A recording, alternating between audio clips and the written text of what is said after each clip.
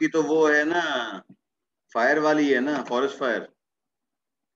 Yes sir, बिल्कुल forest fire वाली।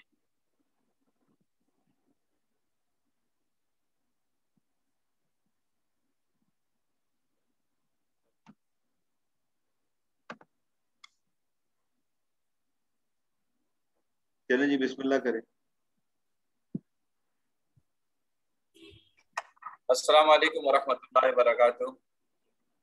तमाम दोस्तों को मेरी तरफ से सलाम और thanks for the doctor Nasir Abbas Zaidi साहब कि उन्होंने हमें ये प्रेजेंटेशन का आज मौका दिया। हमारी प्रेजेंटेशन का उन्वान है forest fire and its impact on environment and human life. तो मैं सिकंदर अली मंदन को रिक्वेस्ट करूंगा कि वो स्टार्ट से जस्ट कंटिन्यू करें, प्रेजेंटेशन का स्टार्ट करें। जज़ाकल्लाह सिकंदर भाई।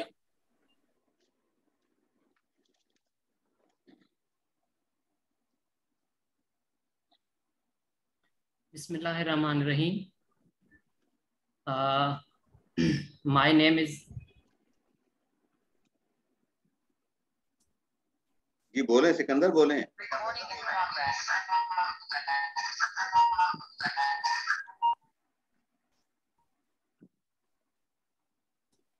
सिकंदर साहब क्या हो गया भाई, बोलिए। sir next Bismillahirrahmanirrahim. My name is Sikandar Ali and today our topic is forest fire and the impacts of forest fire on the environment and the human life. पहले बात ये है कि हमें समझना चाहिए कि फॉरेस्ट फायर होती क्या है।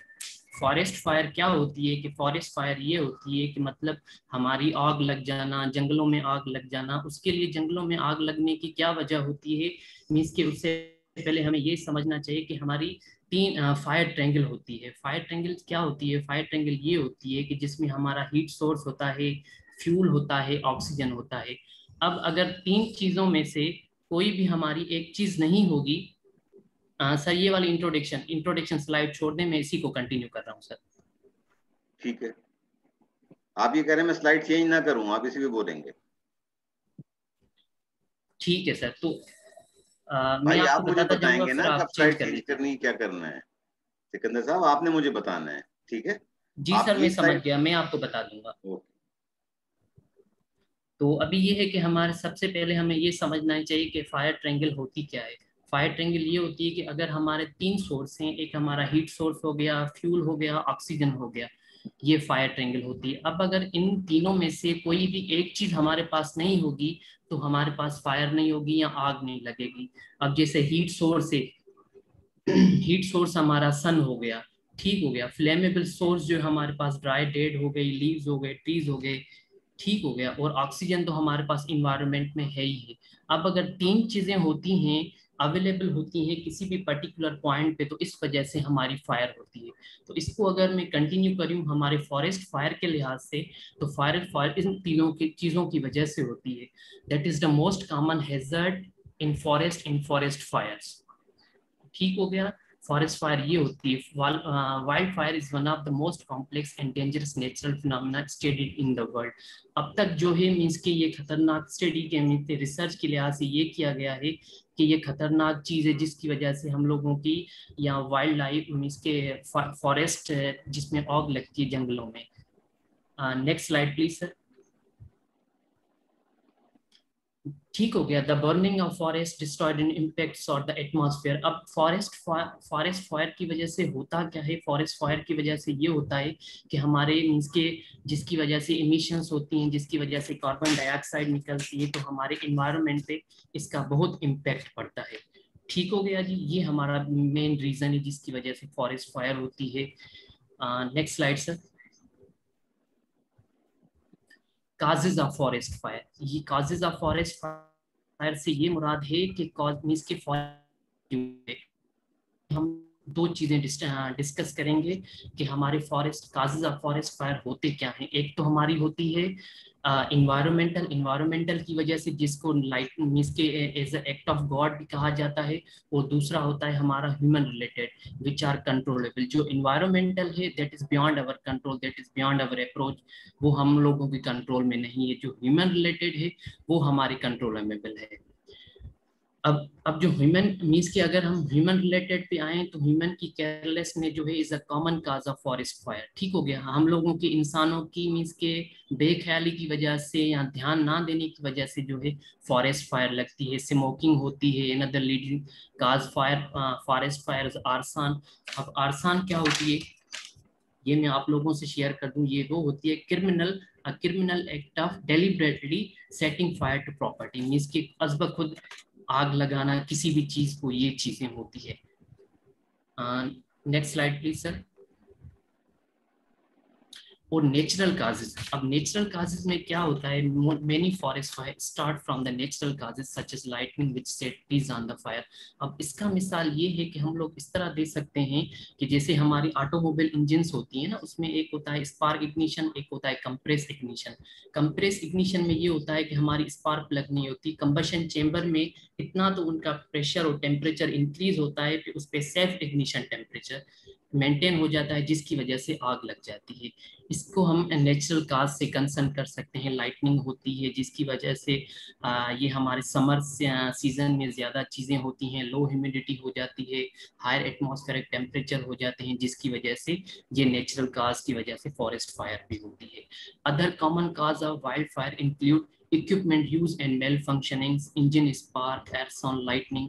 अब equipment use and malfunctioning में क्या आ जाता है, इसमें ये हो जाता है हमारे जो इक्विपमेंट वहाँ पे फॉरेस्ट में यूज करते हैं। ठीक हो गया जी। अब वहाँ पे अगर स्पार्क अरेस्टर नहीं लगा हुआ तो ये होता है कि स्मॉल इग्निशन जो होती है as a cause of forest fire. Next slide please sir. Forest fire increase carbon dioxide levels in the atmosphere, means के फॉरेस्ट फायर की वजह से क्या होता है हमारे यहाँ, क्या होता है कि फॉरेस्ट फायर की वजह से हमारे एटमॉस्फेयर पे इफेक्ट पड़ता है, कार्बन डाइऑक्साइड बढ़ जाता है, that is contributing to the greenhouse effect and the climate change.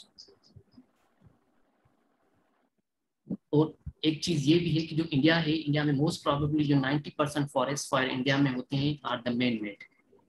Next slide please sir.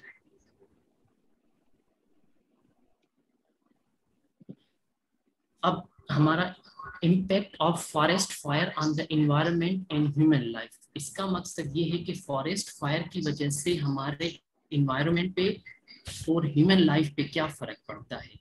ठीक हो गया जी।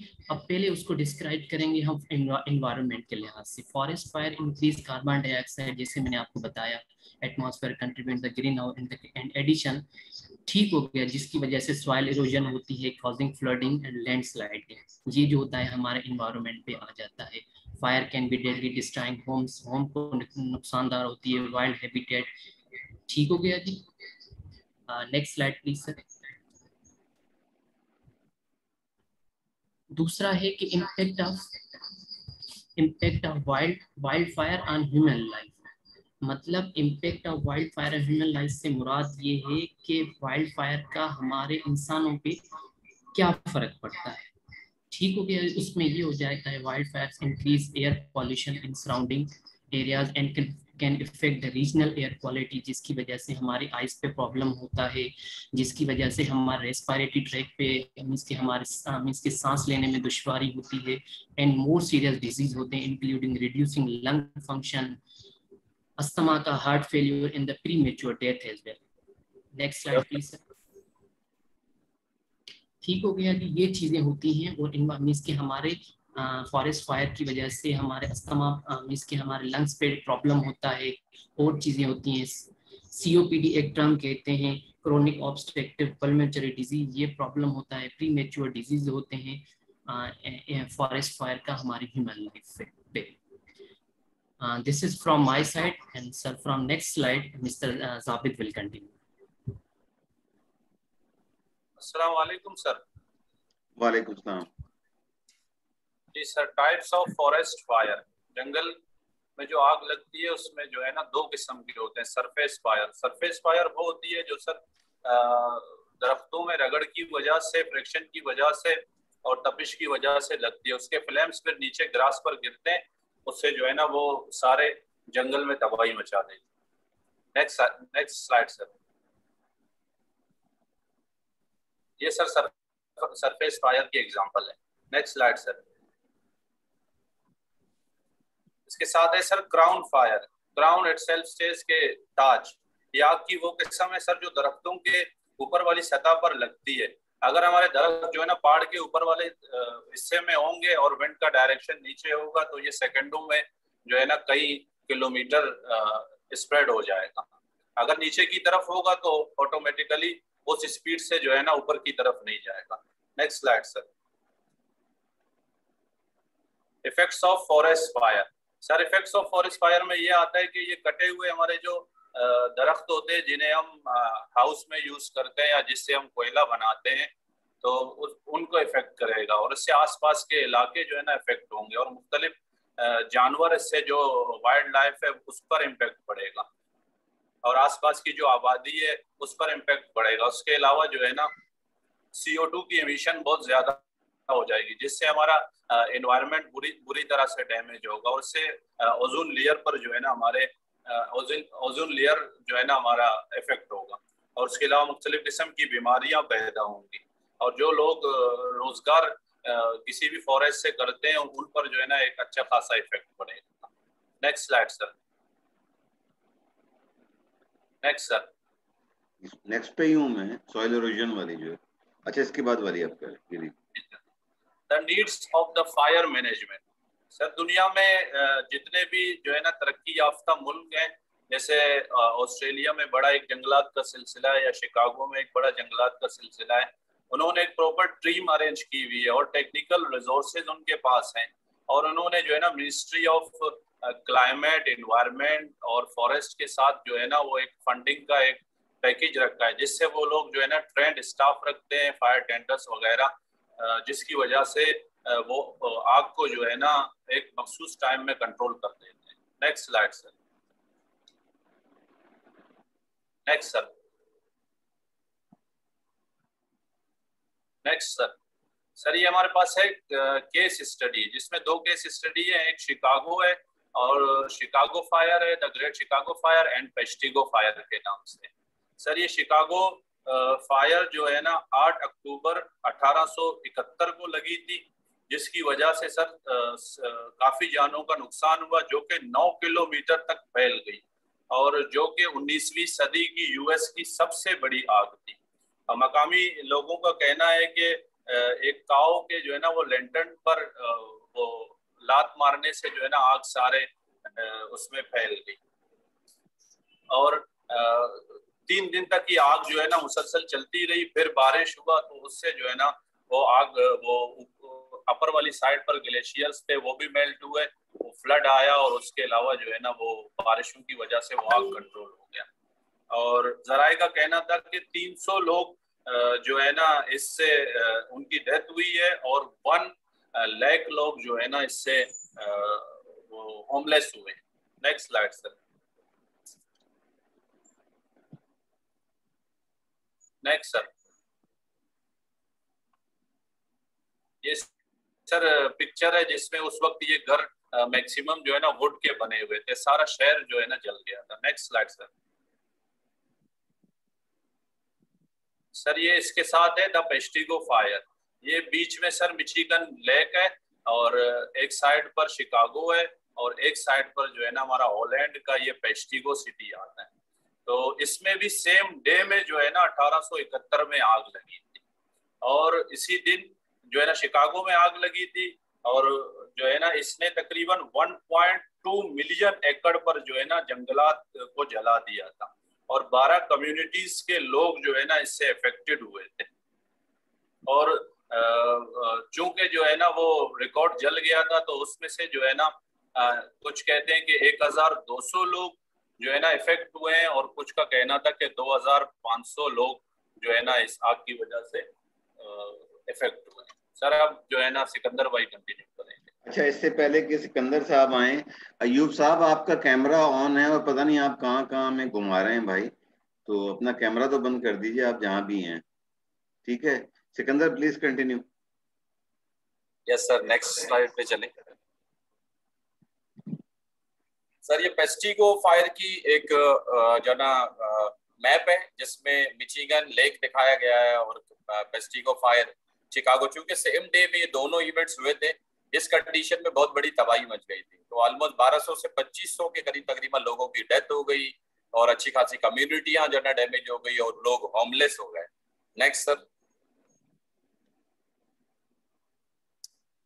एक सर डेटा एनालिसिस है, यहाँ पर हमने वाइल्ड फायर की है, जो कि 2021 में वाइल्ड फायर के सीजन में एक पेशेंट को यूएस ने की है कि यहाँ पर जो है ना इस वक्त 2021 की जो है बताया है इन्होंने कि यहाँ पर खुश्क साली 98% के चांसेस हैं और यहाँ पर बहुत ज्यादा चांस है कि हीट वेव की सूरत में जो है ना ये थ्रेट हो सकता है वाइल्ड फायर का।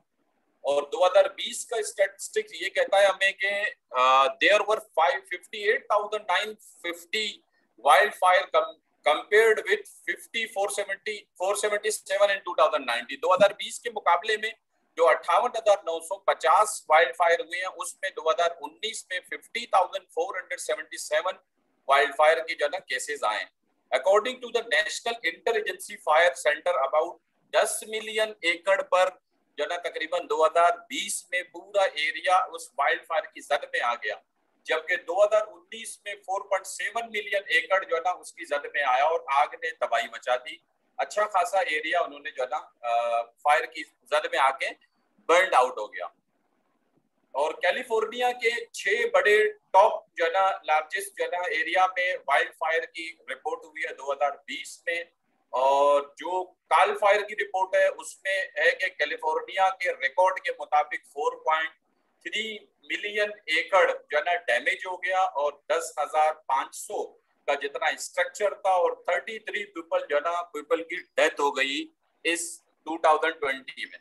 Sir next. ये एक एनुअल डाटा स्टैटिस्टिक्स हमने कलेक्ट किया है थ्रू आउट फ्रॉम 1980 से लेकर 2020 तक। इस डाटा को अगर देखा जाए तो 1980 में जो वाइल्ड फायर के केसेस हैं आप उसका रेशियो देखें, एकर्स बर्न हुआ है ऑलमोस्ट 5 पॉइंट समथिंग का, और इसी को अगर हम कंपेयर करें 2020 में तो आप देखेंगे कि ये एक्सीड कर गया 10 एकड़ तक।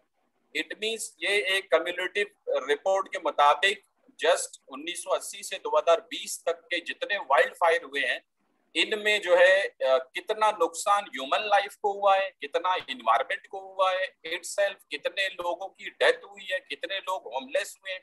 चूंकि जैसे जैसे अर्बनाइजेशन हुई है, शहर डेवलप हुए हैं, तो ट्रीज और फॉरेस्ट को काटा गया है, उसको either source of would use किया गया, सोर्स ऑफ फ्यूल यूज किया गया और उसे मटेरियल स्ट्रक्चर लेके जो ना लोगों को डेकोरेशन की है, सिटीज को डेवलप किया है और इंडस्ट्रीज में जो CO2 की इमिशंस हुई है इससे हमारे ओजोन लेयर को बहुत ज्यादा खतरा हुआ है, बहुत ज्यादा नुकसान हुआ है, डैमेज हो गई। डिप्लीशन ऑफ ओजोन लेयर की वजह से हमारे पास ग्रीन हाउस की गैसेस बड़ी इम्पैक्ट हुई हैं और अर्थ का टेम्परेचर अच्छा खासा रेज हो गया। और आजकल साइंटिस्ट इसी पे रिसर्च कर रहे हैं कि how to control the earth temperature, how to control the CO2 emission and how to control the to avoid the depletion of ozone layer. Next sir. ये सर एक और केस स्टडी है forest fire in Australia.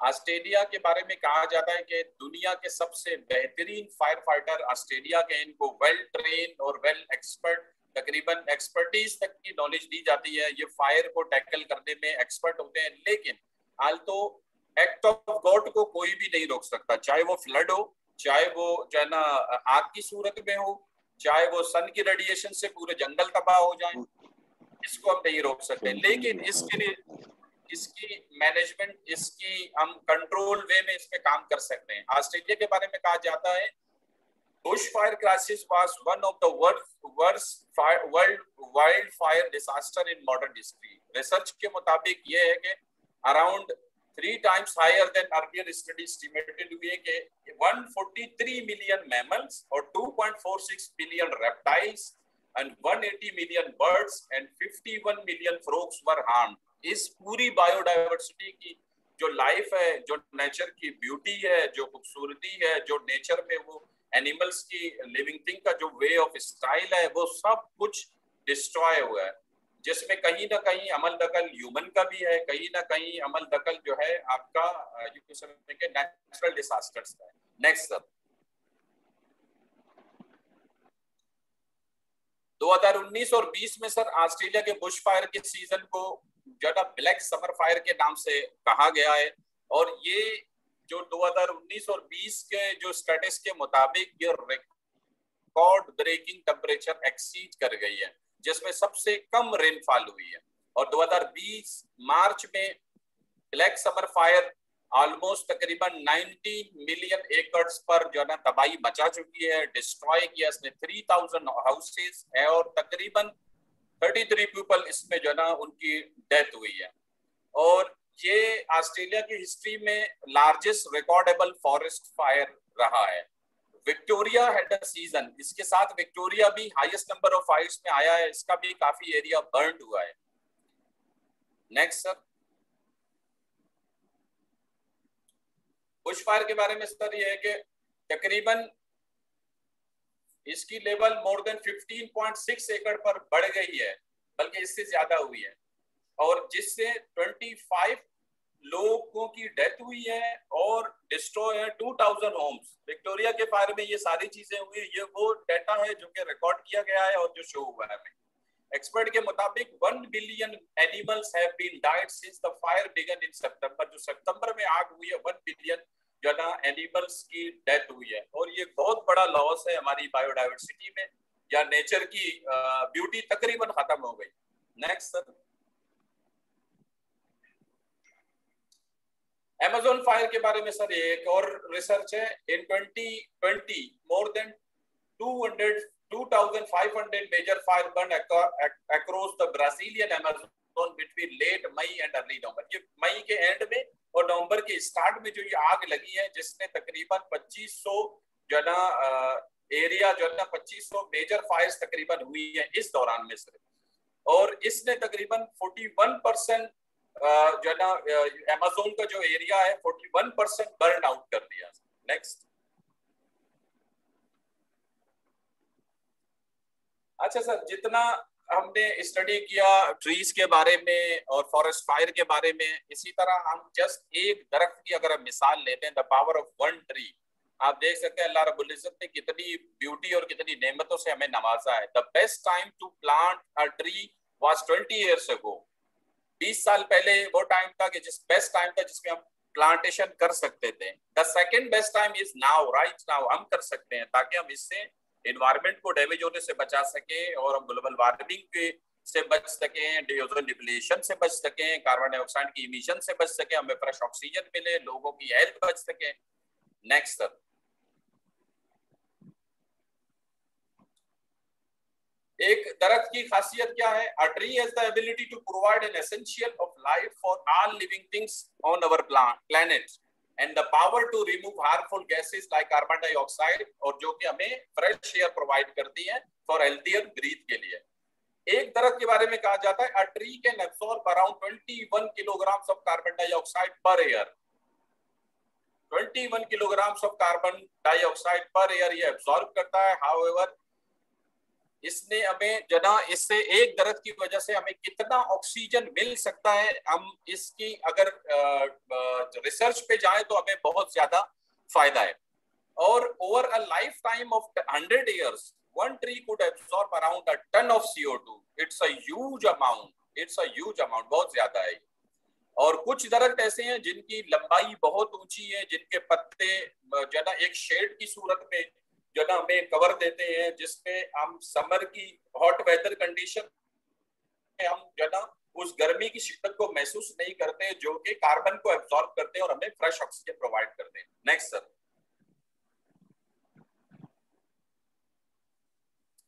How do trees help the ozone layer?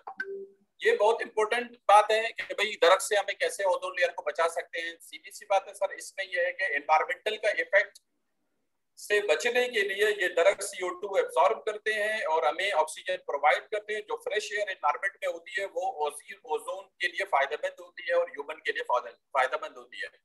जितने भी pollutant gases हैं उनको ये absorb करती है दरख्त और हमें फ्रेश ऑक्सीजन प्रोवाइड करती है। Why is it important to protect ozone layer? ये क्यों जरूरी है हमारे लिए? ये सबसे इम्पोर्टेंट आजकल का टॉपिक टॉपिक है, बल्कि आज के बाद से जितने भी 10-20 साल की असेसमेंट जो अब तक जितने साइंटिस्ट रिसर्च के तौर पे कर रहे हैं, वो उनका कंसर्न यही है कि ओजोन लेयर डैमेज हो रही है, इसको इम्पोर्टेंट क्यों है प्रोटेक्ट करना, ताकि अल्ट्रावायलेट रेज डायरेक्ट हम पर इफेक्ट ना करें और हमें कार्सिनोजेनिक या दूसरी खतरनाक बीमारियां ना हो। इसी वजह से एक दरख्त की कीमत यह है कि मुख्तलिफ पोल्यूटेंट गैसेस को ये अब्सॉर्ब करती है और हमें फ्रेश ऑक्सीजन प्रोवाइड करती है। यानी फार्मिंग का सिलसिला आने वाले दौर में बहुत आम होगा। ट्रीज को ग्रो करना चाहिए, हमें लगाना चाहिए, हमें बायोडाइवर्सिटी मेंटेन रखनी चाहिए, जंगलात की लाइफ हमें मेंटेन रखनी चाहिए, mammals, animals, bird, human life सबको हमें मेंटेन रखना है ताकि वो अपने हैबिटेट वाले माहौल में खुश रह सकें। Next sir. और इसी तरह अल्लाह रब्बुल इज्जत अपनी तमाम नेमतों के बारे में सर पूछेगा। अल्लाह रब्बुल इज्जत ने हमें जो दरख्त प्रोवाइड किए हैं, जो माहौलियात से हमें मुवाजना किया है, मैंने एक सूरत की जना आयत नंबर 99 सूरह इनाम पारा नंबर 7 आयत नंबर 99 में अल्लाह रब्बुल इज्जत फरमाते हैं, और देखो वही है जिसने आसमान से पानी बरसाया, फिर इसके जरिए से हर किस्म के नबातात को निकाला, फिर इससे हरी हरी शाखें निकाली जिससे हम तय दर तय चढ़े हुए दाने निकालते हैं, और इसी तरह खजूर के दरख्तों के शगुफों में से पहलों के गुच्छे पैदा किए जो बोझ के मारे झुके पड़ते हैं, और इसी तरह अंगूर, जैतून और अनार के बाग पैदा किए, बाहम मुशाबा और गैर मुशाबा। इनके फलों को देखो जब वो फलते हैं, फैलते हैं, और उनके पकने को देखो कि पकने के बाद अपनी रंगत, खुशबू और मजे में कैसी अजीब नौयत पैदा करते हैं। इसी में कहा जाता है फबिया ये आला रब को मातुका सेमा, तुम अपने रब की कौन कौन सी नेमतों को जुटलाओगे। बेशक जो लोग अल्लाह पर ईमान रखते हैं उनके लिए इन सब चीजों में रबूबियत इलाही की बड़ी निशानियां छुपी हुई हैं। जज़ाकल्लाह खैर, आप लोगों को सुनने का बहुत बहुत शुक्रिया। ये प्रेजेंटेशन हमारा यहाँ पर एंड हो गया। Thank you sir. किसी के कोई सवाल है तो करें इन लोगों से।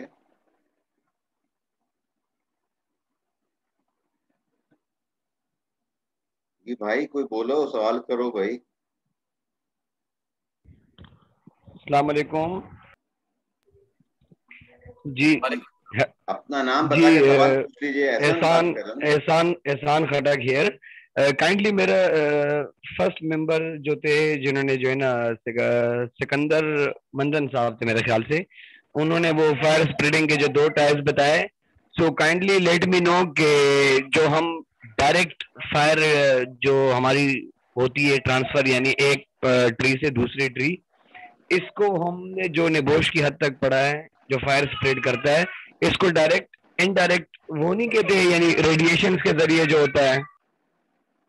काइंडली ये चीज क्लियर करे भाई।